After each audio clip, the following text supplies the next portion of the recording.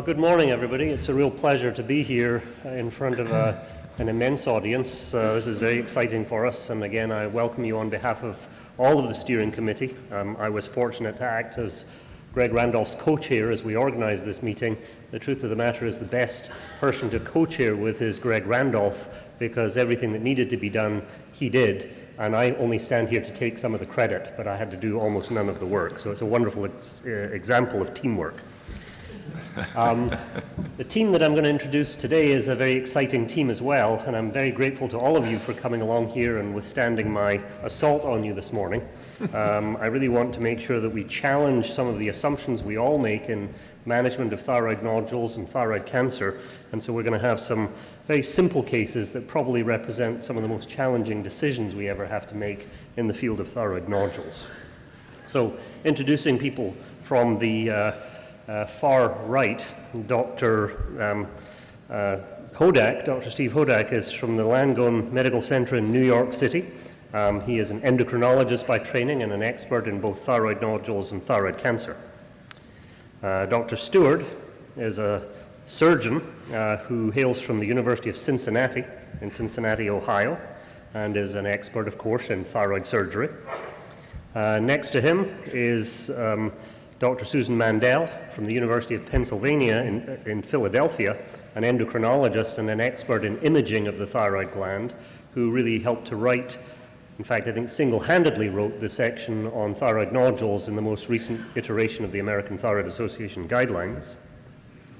Next is Dr. Eric Alexander from Brigham and Women's here in Boston, an endocrinologist and an expert in the application of molecular marker technology to indeterminate cytology in thyroid nodules, and the first author on one of the most seminal papers in that field published in the New England Journal a few years ago. So again, a great pleasure to have Eric with us today. And then last but not least, a household name, Dr. Yuri Nikiforov, who has worked for many years around the molecular genetics of thyroid cancer and thyroid nodules, and who is the developer and primary investigator of the ThyroSeq assay, which is another molecular assay used in the evaluation of indeterminate thyroid nodules. And Yuri is by training a pathologist and hails from Russia, and I think is the only international member of this team up here, but at least we have one international member for the International World Congress. I guess I count as well because I'm from Scotland originally, so I'm also international. But I work in Tampa, Florida, and it's a real pleasure to be back in the Northeast here in Boston. So hopefully we can make these slides work. So I just wanted to set the stage, if I can, a little around thyroid nodules. And thyroid nodules, as everybody in this room knows, are incredibly common. And the harder you look, the more you're going to find them. This is a typical example of a young woman, 36 years old, presenting with an absolutely asymptomatic lump in the front of her neck, which is, of course, a thyroid nodule. And by palpation alone, we can find nodules in up to 10% of individuals beyond the age of about 60 to 65 years old. Women more often than men, but nonetheless, nodules incredibly common. When we look with ultrasound technology, and these data date from 1993, when Ernie Matseferi published them in the New England Journal of Medicine, the rate of thyroid nodules is incredibly high. In fact, 50% of adult women have a thyroid nodule, and more than 50% of all adults have a thyroid nodule beyond the age of about 65 or 70. So it actually becomes normal to have a thyroid nodule and abnormal to not have a thyroid nodule once you're over the age of about 60. And that's an incredible reservoir of non-disease in our communities, which, if we discover all those, investigate all those, and treat all of those, is going to bankrupt our healthcare systems the world over. And so one of the key challenges in the evaluation of thyroid nodules, in my opinion, is separating the needle from the haystack, identifying the small number of important cancers within this ocean of benign nodular thyroid disease. And we're hoping to tap into that today. Of course, the flip side of the coin is that thyroid cancer is also increasing in incidence more rapidly than any other cancer type. Projections suggest that in the United States, thyroid cancer will be the highest incident thyroid cancer by 2035 and will be the highest prevalent thyroid type of cancer, because most of our patients live forever, the highest prevalent within the next decade. So I'm thinking about changing the name of my institution from Moffitt Cancer Center to Moffitt Thyroid Cancer Center, because it will become the dominant issue we deal with. Part of the reason for that increase, we believe, is related to the increasing number of fine needle biopsies that we are performing and our colleagues are performing. Give an endocrinologist an ultrasound and a needle, and there's a temptation to do a biopsy. And the number of fine needle aspiration procedures in the United States each year is rising exponentially, as shown in the right curve. And I think it's no coincidence that the number of cases of thyroid cancer correlates with the number of FNA procedures. And the question is how much of that is meaningful, worthwhile, therapeutic intent for patients, and how much of it is just nothing other than us spinning our wheels and identifying non-threatening disease. The American Thyroid Association has done a good job, I think, over now 3 iterations of the guidelines to develop recommendations for how to evaluate a thyroid nodule, and the flow sheet that I've shown on this slide is pretty simple and straightforward. It really highlights 2 major component parts. Number 1, that thyroid ultrasonography is key to the evaluation of thyroid nodules, and essentially we should no longer be evaluating nodules without the use of ultrasound.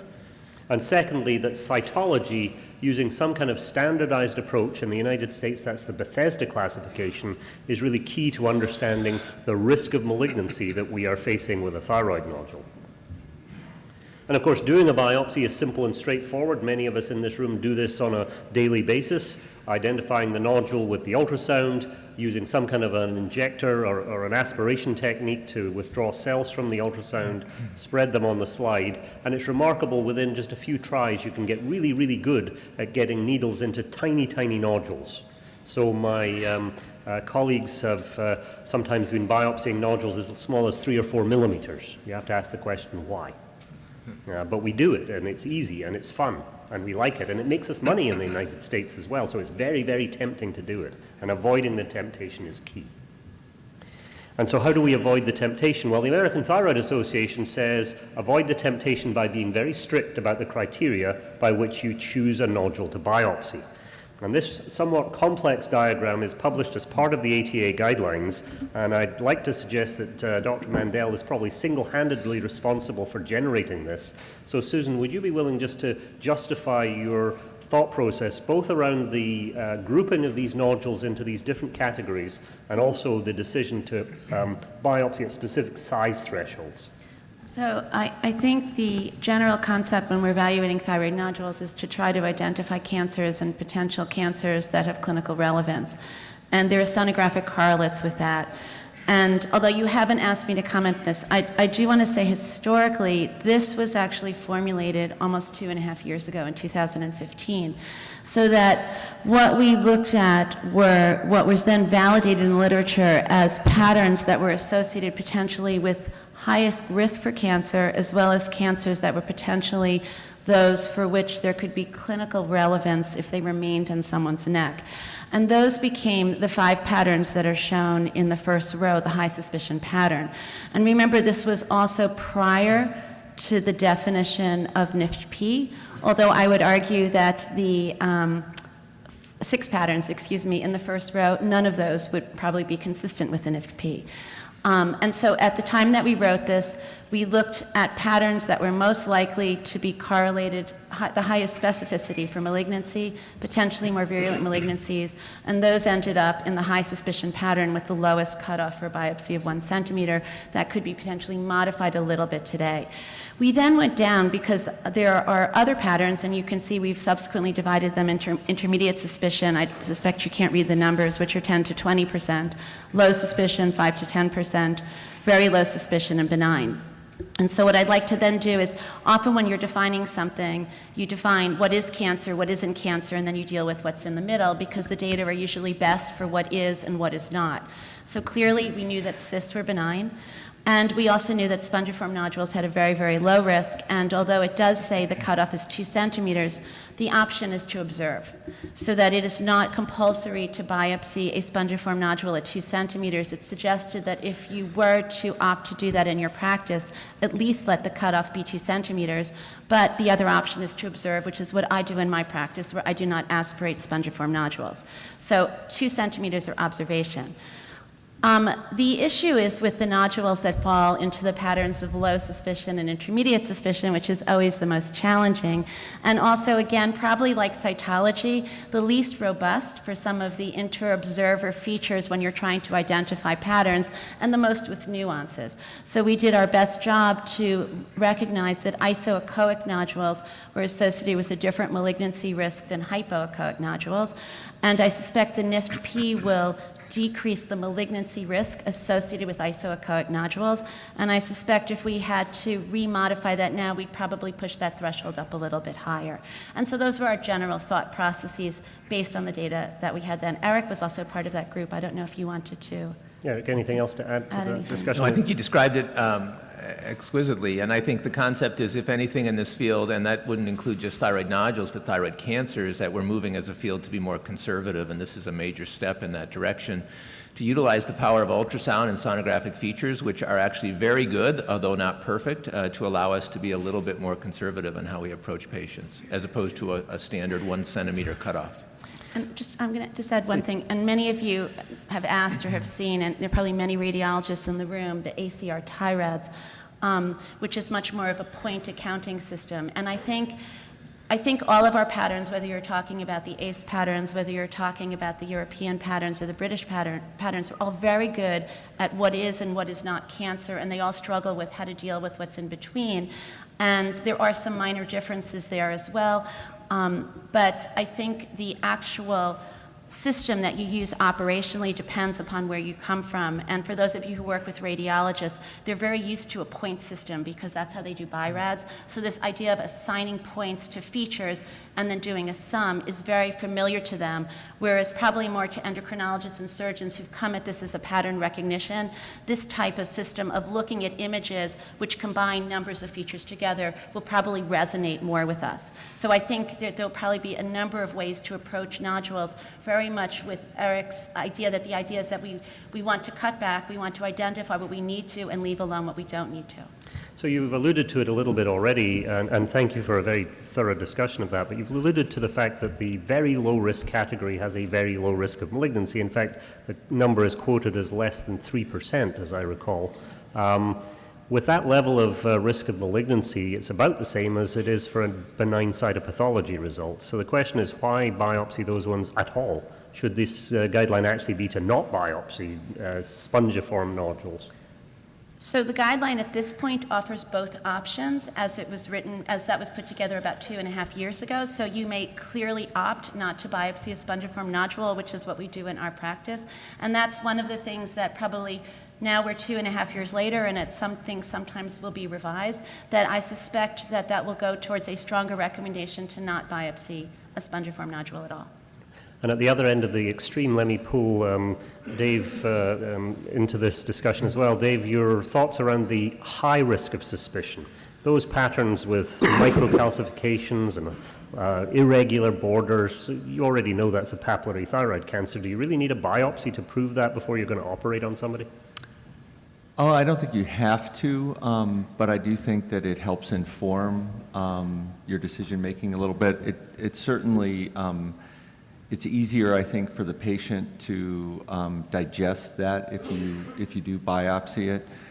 If the question is, if it looked like that and the biopsy came back benign, would I still take it out? The answer is probably yes, but if I do confirm the suspicion clinically that I have, then I feel like, you know, when the patient comes back to go over the biopsy, they've had a little bit of time to think about it. I've already told them that I think this is probably going to need to come out. Certainly with the issue of the lateral neck node, in general, we like to biopsy those before performing a lateral neck dissection to confirm that that's indeed necessary, especially with sort of a 1 centimeter node. You know, a 3 centimeter node, you know, maybe you just take it out anyway. But so I think it's worthwhile. I think the patients benefit from that. Steve, you want to add a Yeah, if I could just amplify on one of David's points, which I think is really on the money. When I see a nodule like that, what that means to me is that you must do an exhaustive inventory of the lateral neck. And I think too often radiologists don't make that connection. Even many endocrinologists don't do that. And I've seen many patients go for inadequate surgery because they have lateral neck disease or deep central compartment disease that you can see with an ultrasound that's missed only because it wasn't looked for. I think, to me, that's a really critical point. Since I moved from Minnesota to Florida, I discovered that radiologists in the state of Florida actually distinguish a thyroid ultrasound, which is focused exclusively on that central part of the neck and the structure of the thyroid gland, from a neck ultrasound, which is the soft tissues to include the lymph Let's just say those radiologists in Florida probably worked somewhere else before they went to Florida. So we see them too. Yeah. It was very different from my experience in the upper Midwest, but it's something for sure we need to watch out for. When you ask for a neck ultrasound, sometimes you don't actually get the thyroid information. When you ask for a thyroid ultrasound, you often don't get the neck information. And in surgical planning terms, that's a critical understanding, I think, to make. So let me just move on to the next slide here, because this is how we then should be assessing our fine needle aspiration biopsy if we do it, and that's using this Bethesda classification system. And Steve, I was hoping that you would help to walk us through this Bethesda classification for us and understand how you use it surgically. Because what we've got here is a range of malignancy in these different classes from essentially at the low end 1 to 4% risk of malignancy all the way up to 99% risk of malignancy, but there's a bunch of things in the middle.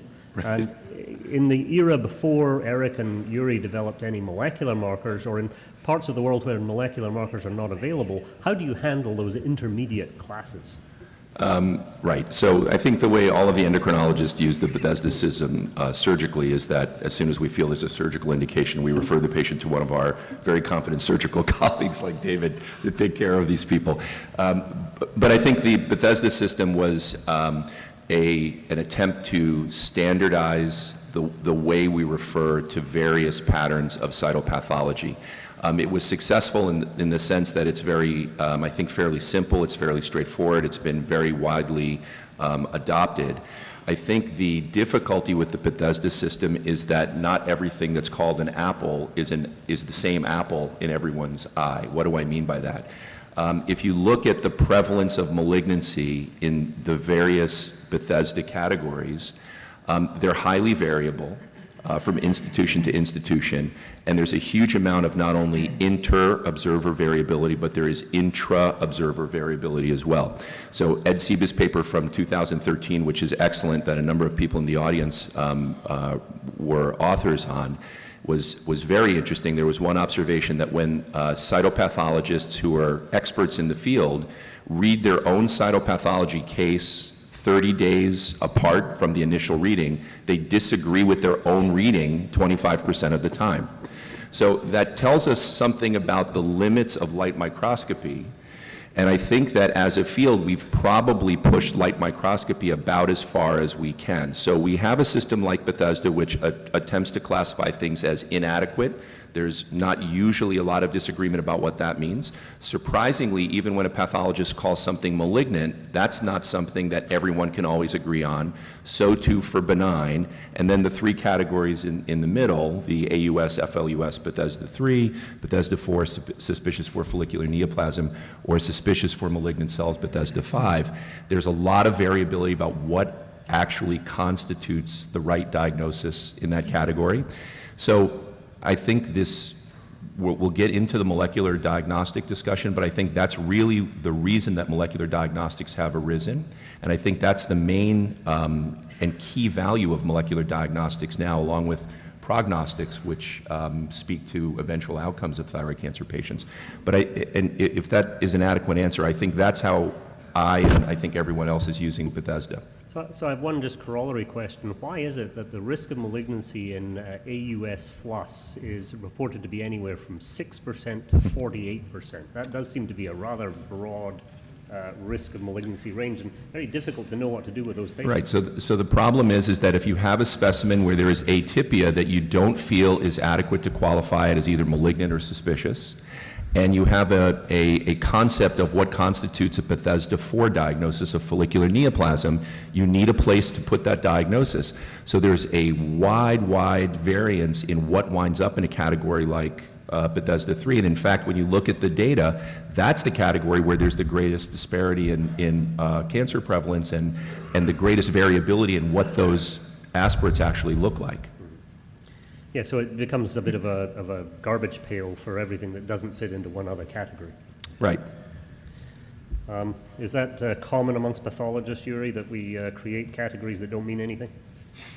Well, being a pathologist by myself, I have to kind of little bit defend at least the, pathologist, because it sounds like, You know you're outnumbered, right? I know that I'm not known. But, look, the truth of the matter is that cytology is a screening procedure, and this is important to keep in mind. And the specimens, they also vary from being very sort of cellular, very adequate, to really very minimal, with very few groups of cells. So, I mean, this is something that you give to us, the pathologists, to evaluate.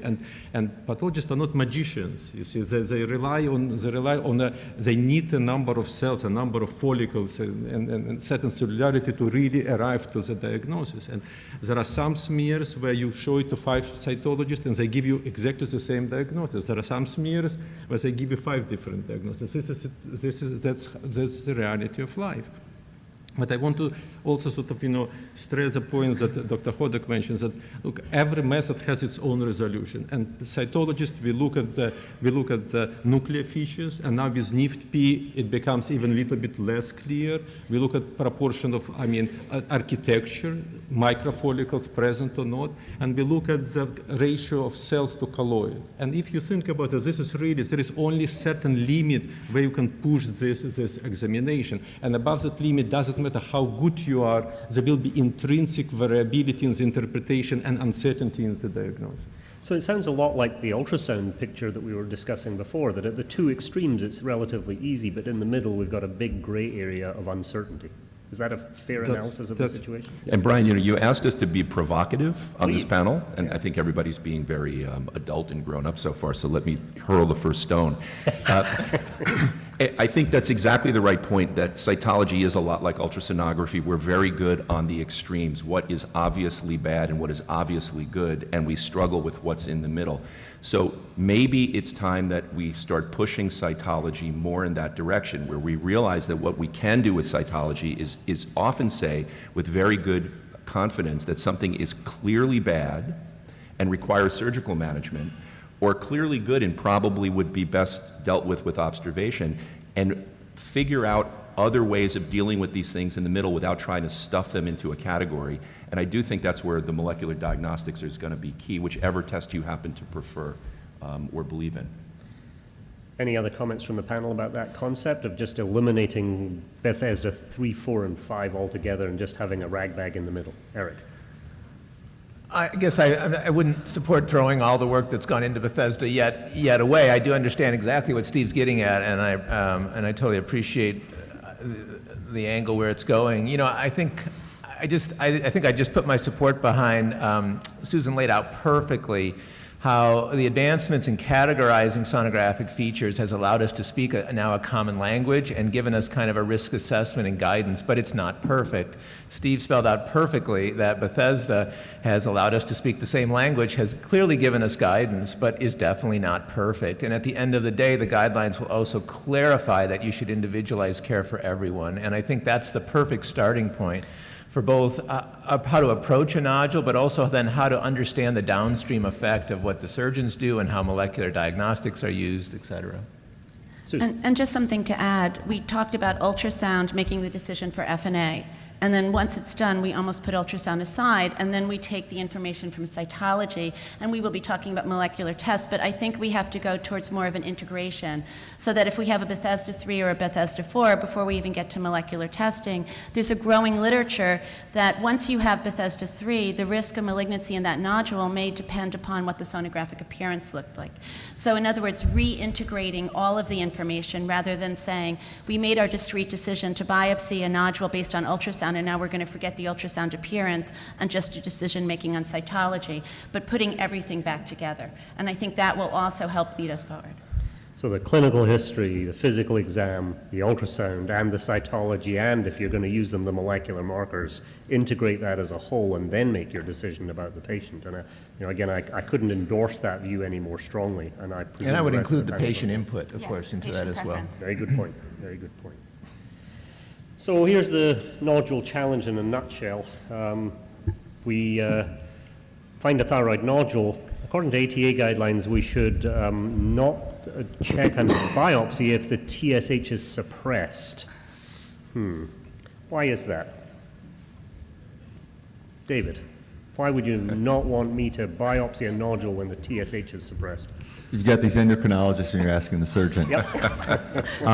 I think that it makes sense in the unusual situation of a single solitary nodule, and the patient has what appears to be hyperthyroidism, because it does seem that the risk of malignancy in that setting is lower. Whether you do imaging with radioiodine or not, that's not really my area of expertise. But as soon as it becomes a multinodular goiter, I tend to rely on the sonographic features to determine the need for malignancy rather than, or the need for the biopsy rather than the TSH. I think that there's good data that says hypothyroidism has a higher risk of, at least clinically relevant malignancy than hyperthyroidism, but you can certainly have malignancy within that presence. So I'm not so convinced that that's a problem. In the worst case scenario, I tell my residents, and forgive me for this, but if you did make the mistake of sticking a toxic adenoma and it came back as a possible follicular neoplasm, and you did a lobectomy, you would probably have cured the patient of their hyperthyroidism. So it's not the end of the world, but on your board exam, certainly tell them you do otherwise. Yeah. Steve, your thoughts on that as an endocrinology perspective? Yeah, I mean, I think like so much of what we do, we have recommendations like this, and they're really recommendations, and they become dogma in many people's mind. I mean, there are cases of hyperfunctioning malignant nodules, right? And these have the same overtly suspicious radiographic, ultrasonographic characteristics as other malignant nodules. So to say that you shouldn't stick a needle in a toxic nodule, a hyperfunctioning nodule, or in a nodule in a patient with a suppressed TSH is probably right most of the time, except for when it's not. And it's the except for when it's not that you don't want to miss. So you have to, again, do exactly what you talked about a minute ago. Consider the entire clinical picture. What does the nodule look like? What's the clinical history? What are the risk factors? So if this is somebody that lived in Chernobyl when she was 12 years old and was, sitting on the nuclear reactor when it melted down, and she has an ugly looking nodule and she happens to have a suppressed TSH, I'm going to ignore that TSH and do a fine needle aspiration of that nodule. So if you do a fine needle aspiration, Yuri, what are you going to see under the microscope? That was my point. But by sticking needle, you have to accept the reality that almost always it will come as indeterminate. It will never come back as benign, because features of cell hyperfunction in a way they overlap with the atypia that we see in tumors. So you have to be prepared to get at least indeterminate diagnosis in these cases. Right, and then I'm going to send a specimen to Yuri in Pittsburgh, or we'll send a specimen to Veracyte for analysis, and we'll see what the molecular diagnostics tell us. So we were always taught in fellowship that the reason to not biopsy a thyroid nodule that is hot is because they're always benign. In reality, the reason we don't biopsy nodules that are hot is because of the point you were making, Yuri, that you're going to get an indeterminate cytology. It really has little to do with the risk of malignancy. It's got everything to do with being able to interpret the cellular material you withdraw. In the era of molecular markers, maybe indeed this is going to change as a recommendation. But still right now the ATA says at least evaluate for a hot nodule if you're facing a TSH suppression. So we do a biopsy, it's benign. We all agree, I think, that clinical follow-up's appropriate instead of surgery, so long as that nodule is asymptomatic and reasonably small. Is there a size limit that you would be willing to set as a threshold that you should always remove even a cytologically benign thyroid nodule? And again, David, I'm going to turn to you from a surgical perspective. I assumed that was coming my way. I think that if the biopsy was done with ultrasound guidance, the sample error, false negative rate concern is so low that I don't think you take out what is a sonographically benign appearing large nodule because of concern for malignancy. But let me challenge you, because there's publications in the literature that say you should not trust a biopsy in a nodule greater than 4 centimeters. Some people say 3.5. And I think that most of those are palpation-guided biopsies, and I think that's where the real problem is. If you have a 4 centimeter nodule and you feel like you can put a needle in it and you get a positive result, you can probably believe it. But if you get a benign result, I don't think you can. I think the false negative rate is 10 to 15% with palpation guided versus roughly 3% with ultrasound guided FNA. Having said that, I do think that based on the patient's age, symptoms, et cetera, somewhere in the 4 centimeter size range, we start thinking about taking them out because they're already big, they're likely to keep growing, you're only 35, are we really going to watch this forever? Whereas if somebody's 75 and had a 4 centimeter nodule that's spongiform and cytologically benign, I mean, we just reassured them that we don't need to do anything, probably doesn't need anything more done. So let me turn then to the other side of the equation, the malignant ones. It comes back as a papillary thyroid cancer, Bethesda 6. We say therapeutic thyroidectomy. What do we mean by a therapeutic thyroidectomy these days? Susan? Can I backtrack? Am I allowed to do that? Please, go ahead. I just want to be a little provocative to say that there are some data that say that the larger your nodule is, the less likely it is to grow. So that larger nodules may be less likely to grow, and the literature, it's literature about large nodules and missed malignancies with FNA. Whatever you believe, you'll find a paper to support that. So if you're a surgeon, you're going to find a surgical series that says we operate on a bunch of benign cytologies and look at all the cancers they missed. If you're an endocrinologist who does ultrasound and ultrasound FNA, you'll look at a really great study where the definition of benignity is the cytology was benign and we followed the nodule and it remained benign, and you'll be totally satisfied that you can do a very adequate FNA in a large nodule, and if it's benign, it's going to be benign. So I just wanted to point that out, and then to say that, again, I think when you're approaching a large nodule, there are a couple of caveats, and Dave said one that was very important. It has to look sonographically benign. And although we believe that nodules are one or another thing, you can sometimes have a cancer that grows in a large benign nodule, so that you do want to make sure that sonographically the nodule that you're biopsying that's 4.5 centimeters is homogeneous in its sonographic appearance, and you don't have sort of an isoechoic nodule where there's a very hypoechoic area that's growing in it, because the follicular cells in a large benign nodule are there a long time and they can develop their own mutations. So with the caveats of a large benign nodule that is sonographically similar and a good technique, I do think it's, as the endocrinologist, I do think that it can be very appropriate to follow that nodule, and it probably is less likely to grow, but if you want to operate, there are a number of papers that will support you. So on to the malignancy side of things. Yeah. What is a therapeutic So thyroidectomy therapeutic in this setting? thyroidectomy, that's really interesting because it has the adjective therapeutic. So what is therapy for thyroid cancer?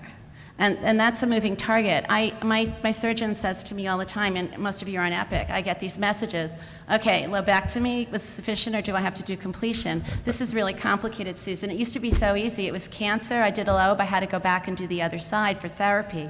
And so we literally will get Epic messages, seeing patient post-op completion or not, because what is the right therapy? So the therapy depends upon the cancer, and sometimes you don't know what the cancer is until after the surgery. And certainly if we're here, we're talking about a cytology that is malignant. So we're not talking about a follicular neoplasm cytology that ends up being malignant, but you're talking about potentially papillary cancer, because if this were medullary cancer, we all know that we would do more than a therapeutic thyroidectomy. We would probably include some lymph nodes. So given that the cytology is diagnostic of papillary carcinoma, what is therapy for papillary carcinoma?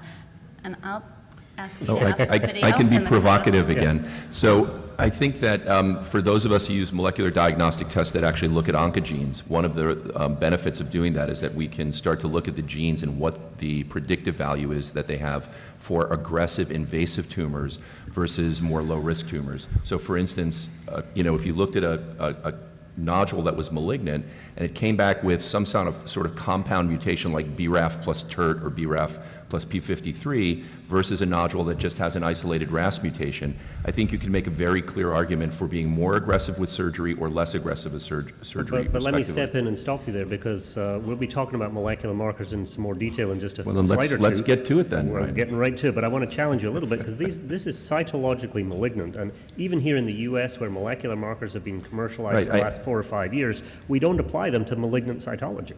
We applied them to Pardon? indeterminate cytology. So you're not going to know what the mutation profile of that malignancy is unless Well- you're going to go beyond what we currently see as recommendations. That's right, and that's why I said I'm being provocative. So I think you can apply them to malignant cytology. It certainly is possible.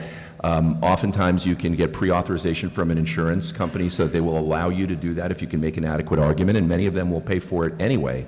And I'm not recommending that this is done wholesale across the board, but if that information can help you determine the appropriate extent of surgery and spare someone a total thyroidectomy who doesn't need it, it's a reasonable application of this technology to the extent that it's possible. Eric, help me out here. I help you out. We're starting to get into the complexity of molecular understandings of thyroid carcinoma, and it is, I believe, still in its infancy, and all of the points raise very provocative questions.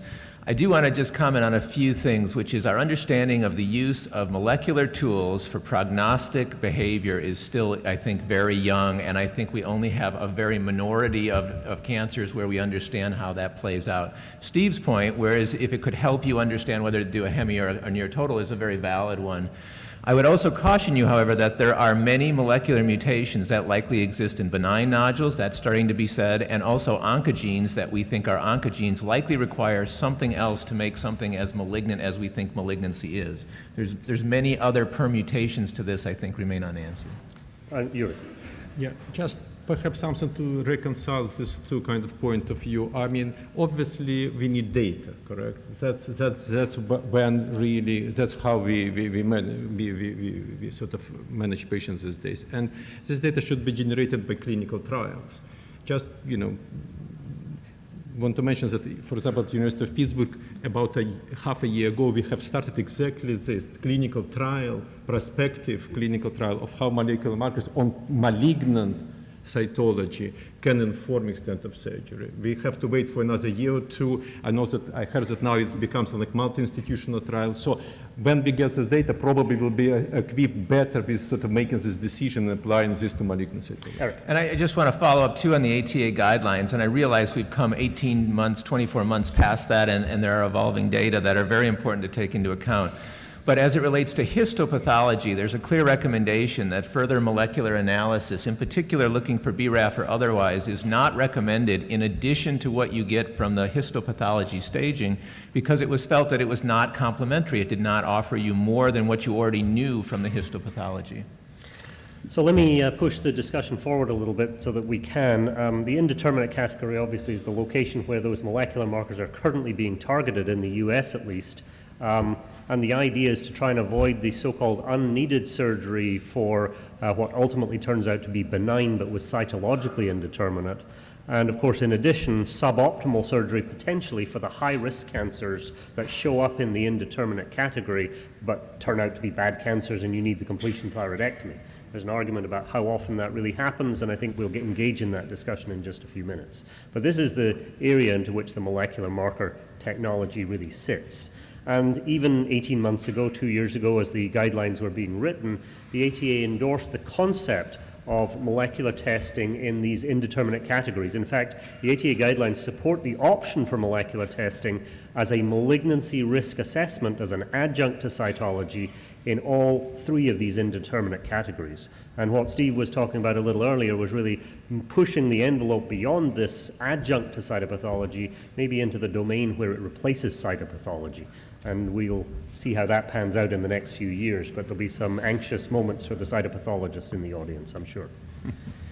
So the idea here is that we should have an ability to rule out cancer and through rule-out testing of molecular studies and avoid a surgical intervention and improve the diagnostic abilities of our biopsy, or alternatively do rule-in testing where we identify a cancer and offer appropriate surgery in that setting. And I'm going to ask Eric, first of all, just to walk us through the AFIRMA assay, the gene expression classifier, just a few minutes on how it was developed and what its data show that support its use. Sure. And so I'll speak almost on behalf of myself and Brian Haugen, if he's here, because the two of us really co-led this effort, and many others, including on this panel, Susan, Dave, and others, who are very much a part of all of the steering on this. So I'll speak on behalf of the team, really. And I'll give credit first to say that I and none of the other authors had anything to do with discovering this test. This was an RNA-based expression test, and the discovery really belongs on the scientific end to Julia Kennedy and her team at Veracyte. The concept was, about a decade ago, that the ability to understand the expression of all of the RNA and all of the genes in your body would become available on a single chip. And with that, would there be the ability then to improve this and use this as a diagnostic or prognostic tool?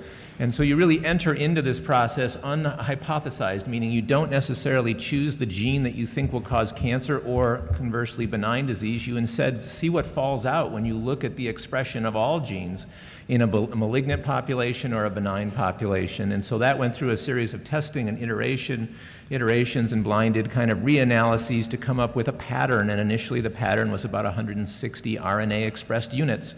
And that came out with a signature. And this was then developed into a receiver operating curve, and we could really choose anywhere on that curve to put the point. But the need at the time was to deal with unnecessary surgery to try and prevent that for the patient. And so we maximized negative predictive value or sensitivity in lieu then of worsening and losing positive predictive value. And so the final performance in your New England Journal paper was in terms of that negative predictive value? So for all cytologically indeterminates, and this was really applied only to Bethesda 3 and 4, the AUS plus or the follicular neoplasm, for all of them it was approximately 95% was the negative predictive value, when the incidence of cancer in that population was roughly 24% or so. So, and I think that's a really important point, that the 5% threshold is an arbitrary threshold for the residual risk of cancer. But I think it passes the gut check test, that if you have a risk of cancer and you can honestly say to the patient, the chance that this is a cancer is less than 5%, most patients seem willing to accept that and not move ahead with surgery. And if you can couch it in the same terms as cytopathology being benign, I think that's a pretty reassuring message. What about the positive predictive value, the rule-in component of this assay? So it was not designed as a rule-in test. It was designed to allow that half of the indeterminate population that would be a firma benign to then know they had a true benign and essentially treat that nodule like a benign nodule. So 50% of that indeterminate population gets pulled out and can live a normal life watching a benign nodule. And I think those data have held up well. That, however, leaves you on the other side, which is that roughly 50% will have an afirma that is suspicious and, of course, cytologically abnormal before that. And at that point, we think the risk of malignancy roughly is 40 to 50%, and usually we lead towards surgery at that point. So the second available test that was in the market, in fact, maybe it was even a little before the Afirma assay came along, that Dr. Nikiforov was developing the first version of ThyroSeq, as it's now called. The currently commercially available version is ThyroSeq version 2. And Yuri, in the interest of balance, I'll give you equal time to your opponent, and perhaps you could talk a little bit. We are about not opponents, I friends. was going to say, I don't think that we are opponents. I think that we really both work on the same sort of, to achieve the same goal, which is to really provide much more sort of nuanced and individualized management and pretty much prevent the unnecessary surgeries. So, I mean, we have followed a kind of little bit more traditional sort of approach, if you wish, and as molecular genetics has been generally developing and blooming in all fields of oncology, lung, colon, everywhere. Of course, in thyroid, major discoveries have been made. And the kind of a dream to have a test that really will provide sort of, give us a lot of answers actually came after BRAF was discovered. This was a critical point because after the discovery of BRAF, we realized that we know molecular profiles of more than like 70% of thyroid cancer. So at that time, we kind of sort of were able to build a relatively small 7-gene panel. That was actually very, very first steps, baby steps of molecular testing. And now with the next generation sequencing, with many more discoveries sort of that have been made in multiple labs around the world, we were able to come with this test, which we call ThyroSeq. It is based on a different analyte. It's based on the mutations or gene fusion, on specific genetic events that occur in thyroid cancer. And the next generation sequencing is a new technology that provides the ability to test for multiple genes in one sort of assay. And that's what sort of helped us to really put as many markers as possible, and then sort of with extensive validation to provide performance that we believe is clinically helpful. So is it true to say that the Afirma assay is a rule-out test and Thyroseq version 2 is a rule-in test? Obviously, sort of, Afirma led the way in the field with really establishing kind of a standard for the negative predictive value. And we were happy to see that in our hands with really this extended panel, we were able to match the negative predictive value. So we do believe that our test based on the data that we have is also acceptable, is a good rule-out test for thyroid. In terms of positive predictive value, it appears to perform on a good level, and although obviously there is a significant variability between different institutions based on the pathological assessment, now NIFT-P and so on and so forth, but we do believe that data that we have suggests that it's very good rule-out test and also a rule-in test. So it's important to realize there are other players in the commercial marketplace, and again, these tests are available here in the United States primarily. I think some of them are available overseas, but the cost basis for them is a little different when we balance it against the cost of interventions overseas compared to the very expensive United States system where surgery is a super expensive tool. But nonetheless, these various assays are available, and I've listed them here. There's a list of various pros and cons of the different studies. But very clearly, this field is evolving really rapidly with new assays coming along, new versions of the assays coming along, even of those established assays. We're hearing now about a new version of Afirma, a new version of Thyroseq potentially. So this is a very rapidly evolving field, and I know that the commercial folks in the exhibit hall are going to be very enthusiastic to bend your ear around this thing. The challenge, of course, is with the established players in the field. There's now a feeling that doing a clinical trial of these new tests might be in some way challenging, or even, I've heard it said, unethical. How can you possibly do a clinical study that requires you to take folks with a negative classifier to the operating room and make that an ethical study when we have tests that will prevent the need for that surgery? So for the other folks on this panel, let's just take you one at a time and tell me what you think about that ability to run an ethical study. Let's start with Susan. So I think it is possible. I think it is possible to potentially identify a population where you might not want to. And again, it would not be the way to potentially do that. Well, there are two ways to do this. So one is that you could do it historically.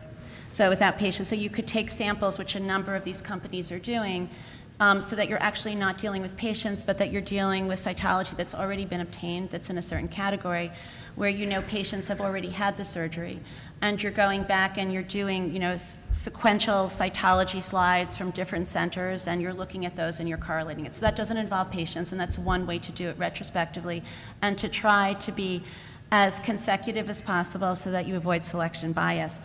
And then you would potentially be able to get all comers.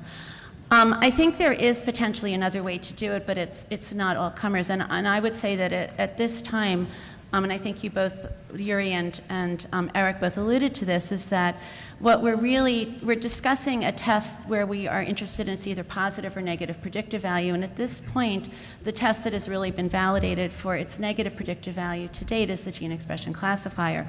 So I think your question, and you worded it the same way, was you said, how can you enroll someone in a study when you know there's a test with potentially a good negative predictive value that you could offer a patient rather than taking potentially one of the other three studies there that hasn't been validated in a prospective fashion. So I would sort of assume that you're saying when you could offer the GEC to a patient, which is negative, how could you enroll them in a prospective study that involves one of the other three panels of markers to evaluate its negative predictive value? And I think you can.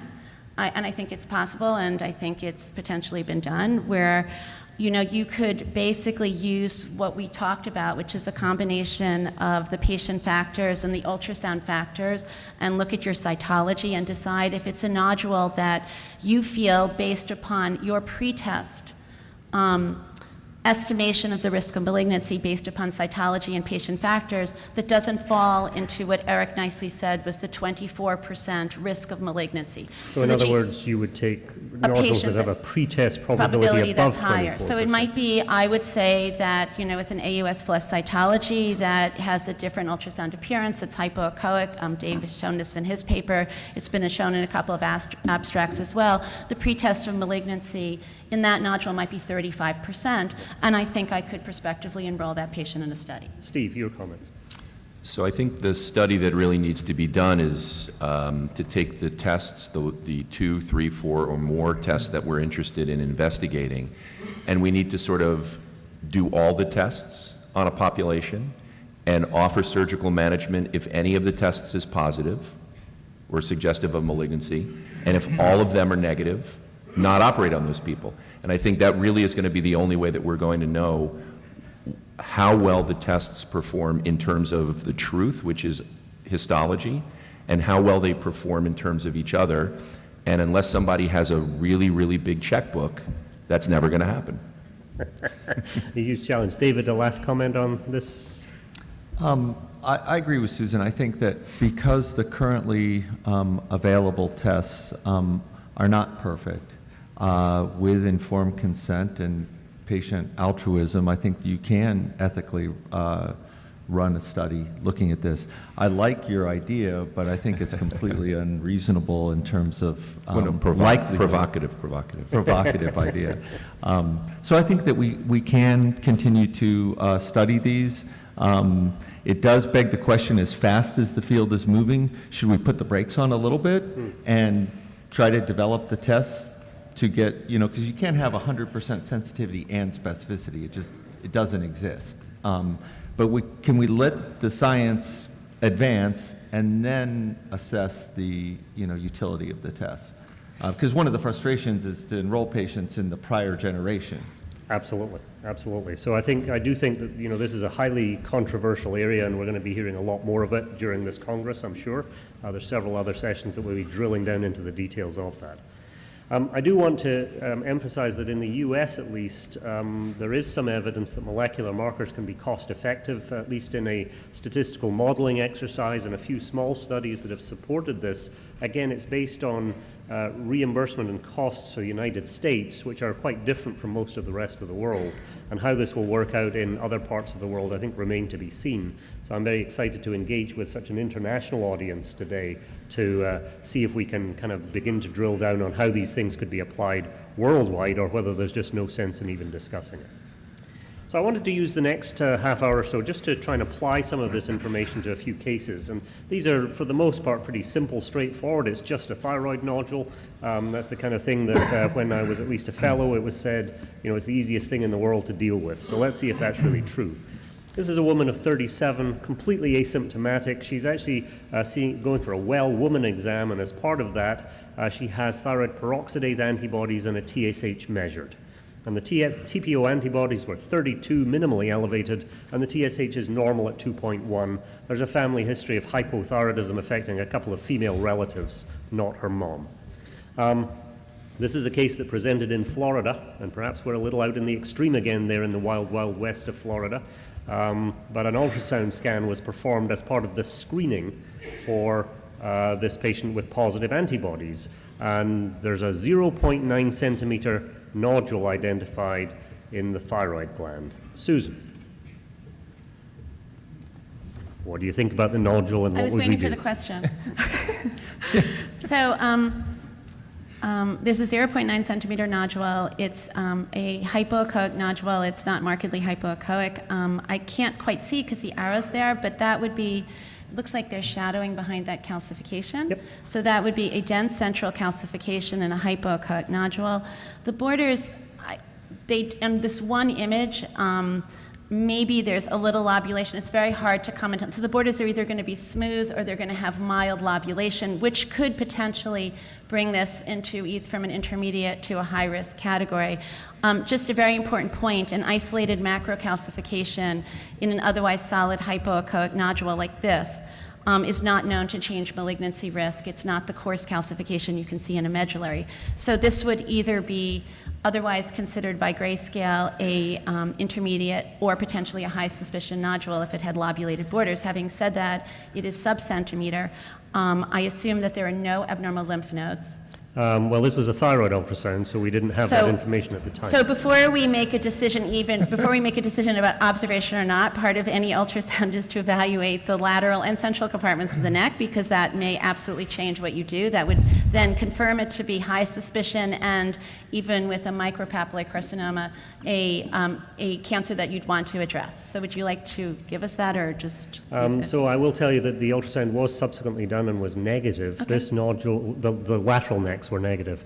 This nodule was reported to be 0.9 centimeters with smooth borders, Okay. Central calcification, and hypoechoic with internal vascular flow of a grade 2 to 3. Does the vascular not play a role anymore? So the vascularity does not play a role in areas that are iodine sufficient, because that has not been shown to be helpful in large multivariable analysis. In addition to grayscale features in trying to predict cancer, it may be more relevant in areas where follicular carcinomas are more prevalent, but not in the United States. So then we're stuck, we have an image here of a intermediate suspicion nodule, so it's not high suspicion, with no abnormal lymph nodes, and I would say even if it's high suspicion, then you're potentially dealing with a micropapillary carcinoma that appears to be not near the I assume this is a sagittal image? Yeah. So not near the trachea, that has borders all around it, and is not considered sonographically a high-risk nodule. So are you going to biopsy it? I will not biopsy this. Anybody on the panel want to biopsy it? Maybe. So, and the maybe is because That's why I love this group.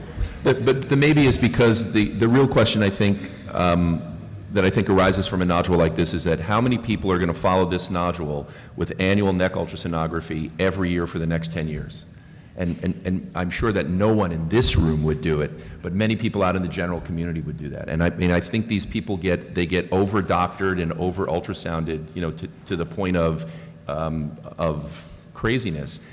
So if a biopsy in this patient came back either cytologically benign or was indeterminate with negative molecular genetic testing, you pick the test that you like, and that gave you enough confidence to say, let's look at it again in a year, make sure that it's not growing. If it's not, then we'll take a pretty hands-off approach. There's an argument, I think, to be made for that as well. So the ultrasound was repeated, and the repeat measurements on the same nodule about a month after this ultrasound was done measured the longest dimension as 1.0 centimeters. Susan, is that going to change your view? It's not sub-centimeter anymore, right? No. You know, you have to have a cutoff somewhere, and this hypoechoic solid appearance has the highest sensitivity for papillary carcinoma, not for PTC follicular variants or for follicular carcinomas. And you know, the 1 centimeter cutoff, where in a metric system was fairly arbitrary, I could probably remeasure it and move the cursor and make it 9 millimeters. So I think you're having your discussion with your patient. And what you would be expecting to see here is that this would either be benign, this would be unlikely to be follicular architecture, it would either be benign or you would start to see potentially some nuclear features. So the remeasurement at 1.0 was enough to trigger the biopsy because that's within the threshold, and looking at the two images side by side, there really was no difference. It just is a matter of cursor placement, but as you say, you have to cut a threshold somewhere.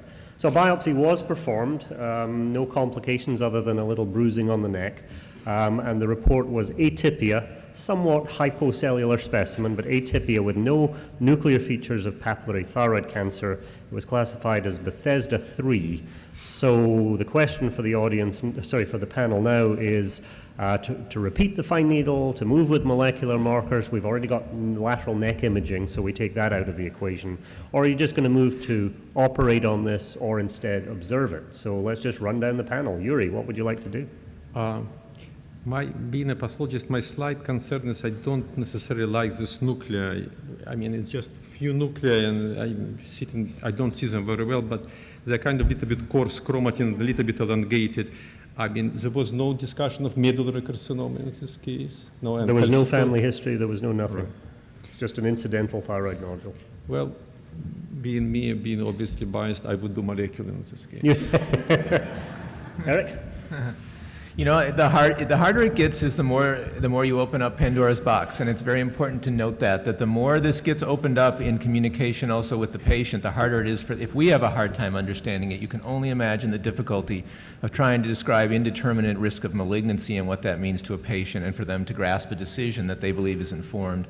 So I was with Susan on not touching it before. As you start down this path, I will say it is very difficult to stop the train. Absolutely. Susan? I agree.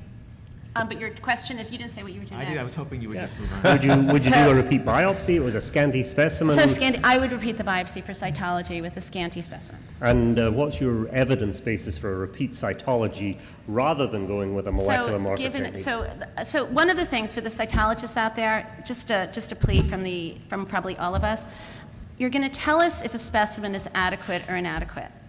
And that's great. Let us know if it's adequate or inadequate. But then to put scanty or few after you've labeled a specimen as adequate, then just label it as inadequate. And I realize like maybe a cytologist can try to help us to understand that. You've said this is an adequate specimen, but then we get the word scanty and we're sort of stuck. Are you trying to tell us that you really wanted more material there, but you made a diagnosis based on the material that you have? And what does that do for us? And usually it generates a phone call for me to my cytology group. But I would say that even if this was inadequate, so I'm going to even make it simpler. So let's say this wasn't just scanty, but it was atypia.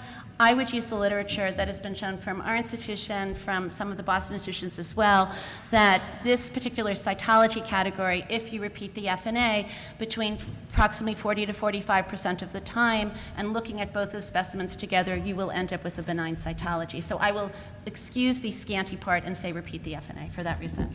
Okay, so just to defend the cytopathologist, the reason for the distinction between an inadequate specimen and the report even with adequate of scanty is because of the technical definition of an inadequate specimen, which defines the number of cells and the number of clusters of cells, groupings of cells. Yep. And they have very strict criteria for defining that. But if you happen to have plenty cells, but they're wrapped up mostly in blood clot, then you're going to have a specimen that is scanty for what you can see, even though it's technically adequate. And I understand that, and I think it would be helpful in those situations because our cytologists do a great job, and it's not that common that we see that, to generate a phone call for the cytologist. Like, this is all about communication. We've all spent a lot of time talking about communicating with the patient, that if the cytopathologist does feel that's the reason, to actually express that to clinician, because that may inform the clinician about, wait, is this something, if I am going to do molecular testing, do I go straight to molecular testing, or is this something that does meet the adequacy criteria, but I want to repeat the FNA? Eric, just briefly. And I just, a very quick plug for the beauty of what you've created is at the very beginning of this conference, if I could make a recommendation for at least how I will view my attendance at this conference, is that it has brought all of us together, and there are a few conferences that bring together such different people, surgeons, cytologists, radiologists, endocrinologists, and name your specialty. And I think you gain the greatest growth by going to the area that is not necessarily your expertise, your comfort zone, and so I encourage all of us to do that. Yeah, we're so far out of my comfort zone right now, I can't even begin to describe it. David, is this in your comfort zone? Yeah, I think that this is something we see all the time, unfortunately. So assuming there's no radiation family history, it's something that clinically would push you to surgery. I would say that I would opt for a molecular test in this case. It's a very low-risk nodule. I preferred to have not stuck the needle in it, but once you have, I think that you would have been naive to assume that that biopsy was going to come back benign. So hopefully you would have anticipated the indeterminate or suspicious or malignant, and you would have talked to the patient about that's why we're doing the biopsy, so you would have saved some in RNase or whatever you would do. I am not a believer in repeat FNA or let's shop that slide around to a bunch of pathologists for the reason that Steve mentioned. I think they have a very difficult job. You know, I have tremendous respect and appreciation for the people who are looking at slides and cells, but we have to just accept that there is an inherent Randomness. yeah, so if somebody else says it was benign or it gets benign on another FNA, that doesn't reassure me. I think we have the same 20 to 30% risk of malignancy, so let's go to a different assessment. Steve? So if we're past the point now of deciding whether a biopsy or an aspiration should be done, I think it's very difficult to say what something is without an adequate sample of what that thing is. And if this is not an adequate sample, I think the intention should be to provide an adequate sample to a cytopathologist for an adequate evaluation. And if the specimen remains indeterminate, I would do molecular genetic testing on it, yes. Okay. So there was one other thing that we did do before she had a repeat biopsy or got molecular testing, and that was to check a serum calcitonin. which was 49 with a normal range of less than 10. Steve? I'm even more impressed with Yuri now than I was when I came in here. I didn't know it before. Yeah, that's what they all say. Well, I mean, so this is obviously very suspicious, would raise a suspicion for medullary thyroid cancer. I guess, you know, my next segue is that even if you didn't have the foresight to do this, there are a number of molecular genetic tests that do some sort of analysis for medullary thyroid cancer in the specimen as well. And if this is a medullary cancer, it would have very likely been picked up on one of those molecular platforms. And certainly the established molecular tests screen for medullary cancer for the most part. Both Afirma and Thyroseq both offer that opportunity. Eric? And that's not a calcitonin that's just 12 or 14 or just above your average range, just so we make clear of that. That's a calcitonin way outside what you'd expect from interference with Hashimoto's, and would raise my high concern that that needs to be checked out or repeated or followed at a minimum after a biopsy. And I would, as a non-cytopathologist, but I have a lot of admiration for cytopathologists, I would actually point out that what Yuri said, including the dispersed cells, that if you potentially did repeat the FNA and got a more adequate specimen, it would be more likely that your cytopathologist would actually be able to call the medullary carcinoma, because cytologically, although certainly there's literature about those that are missed, but an experienced cytopathologist will notice the nuclear changes and the dispersion of cells rather than the cohesion. And yet another very strong reason for looking at the lateral neck and central compartment for metastatic lymph nodes, right? So it's worth noting that in many studies, medullary thyroid cancer shows up in the high Bethesda classes of 5 and 6 in the majority of cases, but actually shows up as Bethesda 3 in anywhere from 20 to 30% of the cases that have been reported. So this is not an uncommon phenomenon for a Bethesda 3 to turn out to be a medullary cancer, albeit medullary is kind of rare. The Europeans are a little ahead of us, or at least different from us here in the US, because the European guidelines have traditionally said measure a calcitonin as part of the workup of every thyroid nodule. And that was rejected in the first couple of iterations of the ATA guidelines because of the cost-benefit ratio. But what we've done is to start to adapt to the recognition that we're missing some medullaries in these groups and focus on measuring calcitonin when we have indeterminate cytopathology. We actually were also at this phase reflexing molecular testing to Thyroseq version 2. And in fact, this sample did get sent for Thyroseq and did show medullary thyroid cancer. So we had a double whammy here of information. And we can argue the cost consequences of doing both tests in due course. So let's move on quickly if we can, because we just have about 15 or 16 minutes left. Case number 2, I have 10 more cases to go. So case number 2, a 52-year-old man, a 4.2 centimeter solitary thyroid nodule. Lateral neck ultrasound was done, and there's no suspicious nodes in the lateral neck, and that's the nodule you see there. Susan, is that one you're going to leave alone, or is it one you're going to biopsy? No, we will biopsy this. Would you operate without a biopsy? I would probably want to biopsy it. I would want to know what the other lobe looked like, though. The other lobe is completely clean. So question is biopsy with a fine needle aspiration versus go straight to surgery because it's more than 4 centimeters. I would prefer to do the biopsy. Why? 4 centimeters is around the cutoff between whether you'd start thinking about a total, because now it might be a T3 if it were malignancy. I don't think it would be wrong to go do a lobectomy. Frozen, we could have a whole hour talking about whether or not it would be worthwhile doing the frozen on it. But again, back to the informed discussion with the patient. If you know it's malignant, your discussion before surgery is, okay, we're talking about a malignancy, so how do you want to treat that malignancy versus, it's probably benign just based on statistics. So Eric actually alluded to the need to involve the patient in this discussion, and this patient was absolutely clear he did not want surgery if it could be avoided. So for that reason, I think most of us would lean in the direction of doing the biopsy, which is what we did do, of course. And that biopsy was performed, and it was a follicular lesion with scanty colloid and high cellularity, and classified therefore as a Bethesda 4 follicular neoplasm. So chance of malignancy in that nodule with this cytopathology, and then, what do we do about molecular markers in this setting? Steve, do you want to kick off? So, so this again gets back to that point I made earlier, and there's a slide I have in a presentation that I'll show later tomorrow, but, for a Bethesda category 4 aspirate like this, the prevalence of malignancy can vary from 15% to about 35 to almost 40% in some institutions, and in some places I think even higher. And that is going to directly impact the predictive value that you rely on from any molecular genetic test. You pick which one you want to use. So I think it's, first of all, very important that you know who your cytopathologist is and what the likelihood of cancer is given this diagnosis. The slide's a little hard for me to see. It doesn't look like, it doesn't look from here at any rate like a Hürthle cell neoplasm. I think this probably is a follicular. Yeah, there was no evidence of Hürthle cells reported. There was a little microfollicular architecture here and there, and just lots of bland-looking follicular cells. So I think that this is a case where I would be very comfortable sending molecular genetic testing, and I would be able to appropriately counsel the patient on the risk of malignancy based on the result. I think one of the nice things about looking at oncogenes in a specimen like this is that you don't get a simple binary result of either benign or suspicious. You're actually getting a report back on what the mutation is, if there's a mutation present, which A, tells you what the mutation is and what the associated features of a cancer due to that mutation might be, but also that the lesion is clonally neoplastic. And if it's a clonal neoplasm, the question then becomes, even if it's benign now, what's the likelihood that over time it could develop invasive features? If this is an older patient, that may not be a relevant discussion, but if this is a 30-year-old person, it may be.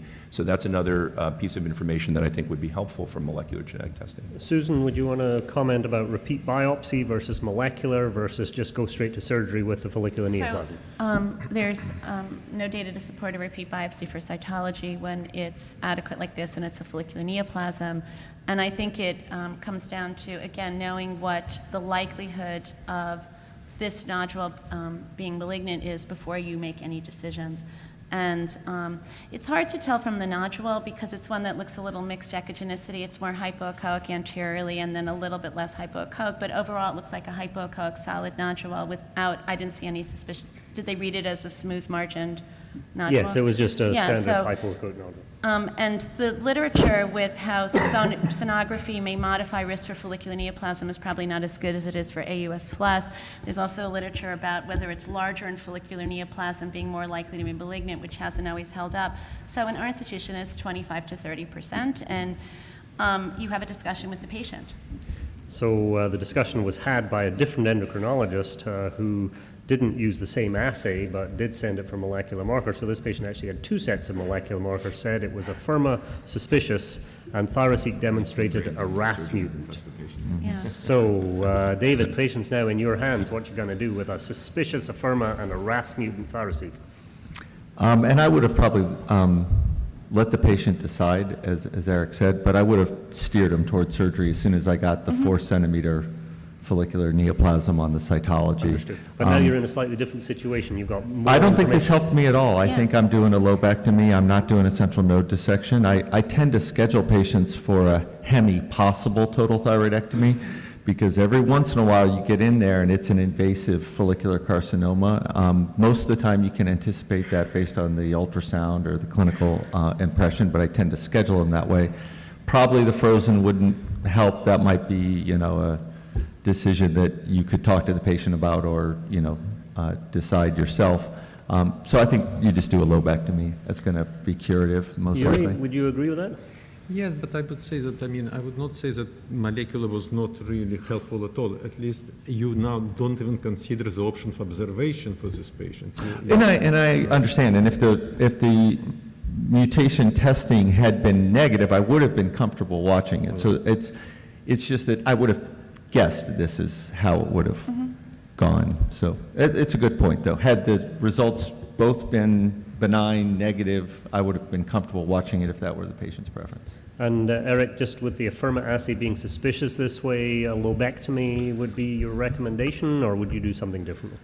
That's a lot of testing that's already been done on a nodule for what I agree with Dave is likely already to need to be taken out. I want to add one quick thing earlier on, and this is a plug to also go to acknowledge our pathology colleagues, which is, if you will, there is a new Bethesda coming out, and I encourage you to engage, all of you, in Bethesda 2.0 and have our cytologist explain what that is.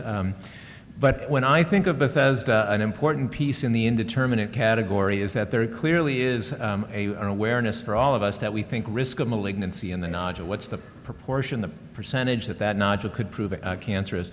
There is also a very nice progression of what the malignancy is like to be, a prognostic risk assessment. And that prognostic risk assessment moves from AUS to suspicious to positive, meaning you get more follicular variants of papillary up to classical and tall cell variants. But the one that stands out is Bethesda 4 here, follicular neoplasm, and it's where you do harbor some of your more dangerous malignancies. That's where the poorly differentiateds can come out and things like that. So I'm aware of them. It is still rare, and I don't like follicular neoplasms as much as I like the others. And I agree with Dave, once it hits this size, it's a young person, it's likely to grow with time. It does have some mutation. Opening up the RAS question is a big other discussion, but I would lead to take it out. Yuri. So just maybe a few words. I mean, knowing that this tumor has RAS mutation, so what we should expect?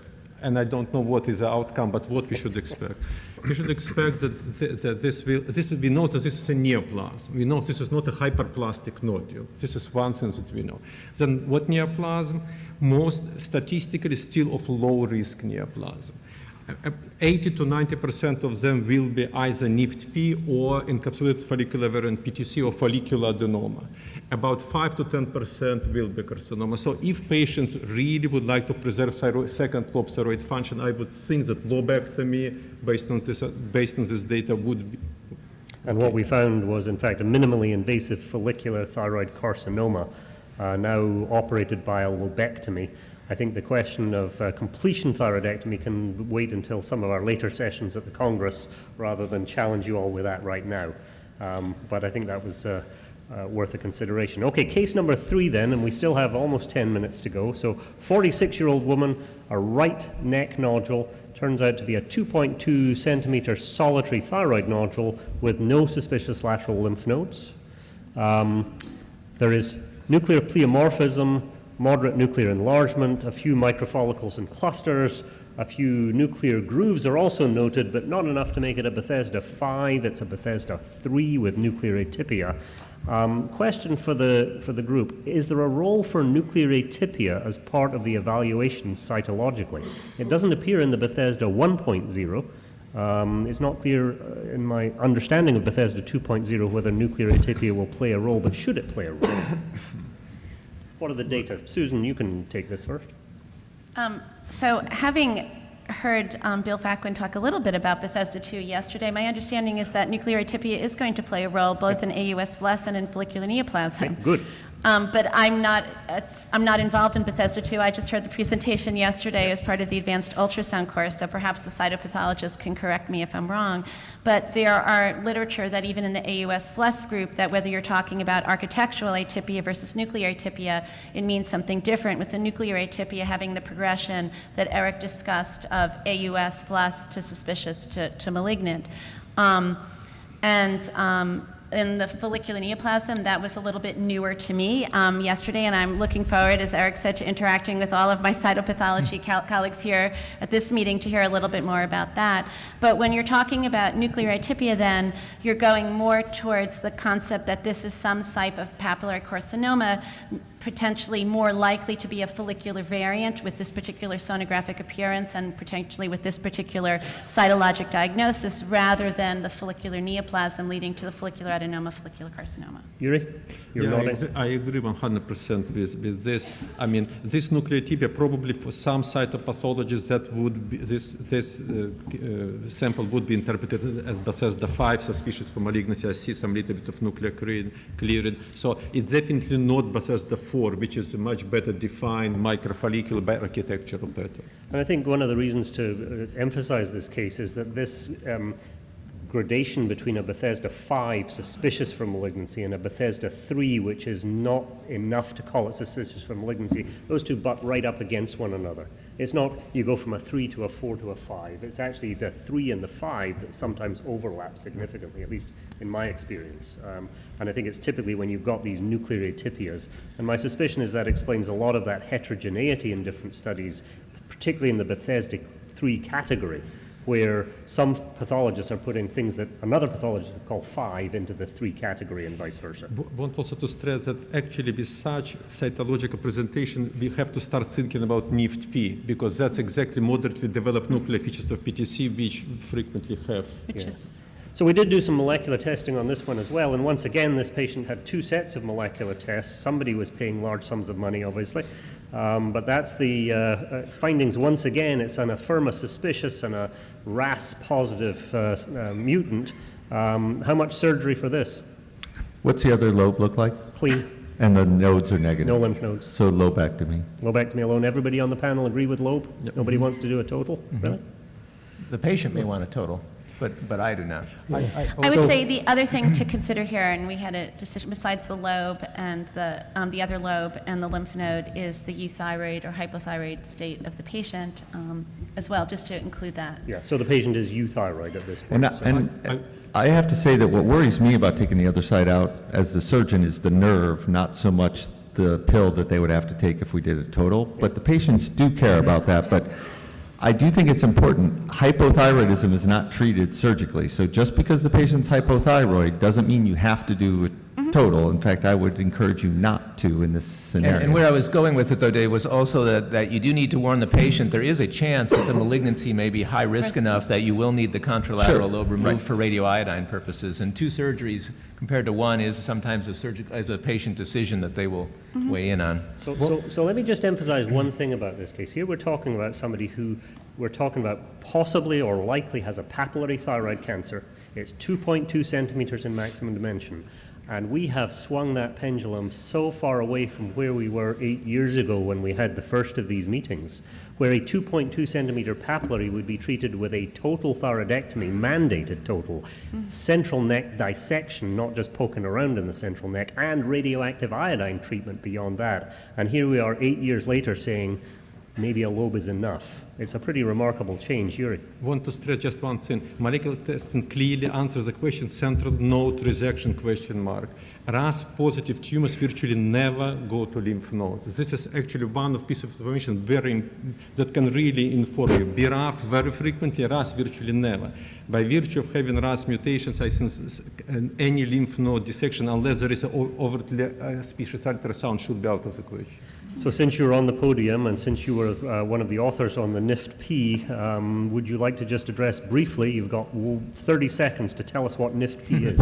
Okay, so we already saw today the diagram how thyroid cancer is growing rapidly, so it will stop growing and will go down, in part due to this new entity NIFT-P. So a group of multidisciplinary group, international group of pathologists and clinicians sort of get together and reviewed a group of tumors that we knew, and they're in the ATA classification as a very low risk encapsulated follicular variant of PTC, and found that if the tumor is completely excised and there is no invasion, these patients have less than 1% risk of recurrence. So the group suggested to reclassify this, remove the word carcinoma and reclassify them as this non-invasive follicular thyroid neoplasm with papillary-like nuclear. Sorry, long name, but NIFT-P is abbreviation.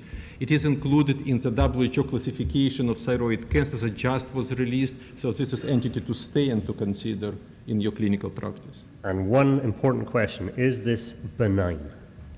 It is not benign. It is an intermediate lesion. It's tumors that departed from the benign and have not reached full malignant potential. This is a new concept for the thyroid field. In all other cancer types, colon, we know progression, breast, but in thyroid, we always were thinking about benign and malignant, and we have to accept that tumor doesn't become malignant overnight from the benign nodule. It's a spectrum, and this is an intermediate lesion, neither benign nor malignant. So I'd like to point out that we are 10 seconds early finishing this morning. I appreciate everybody's attention. I appreciate especially the panel's attention. Thank you very much indeed.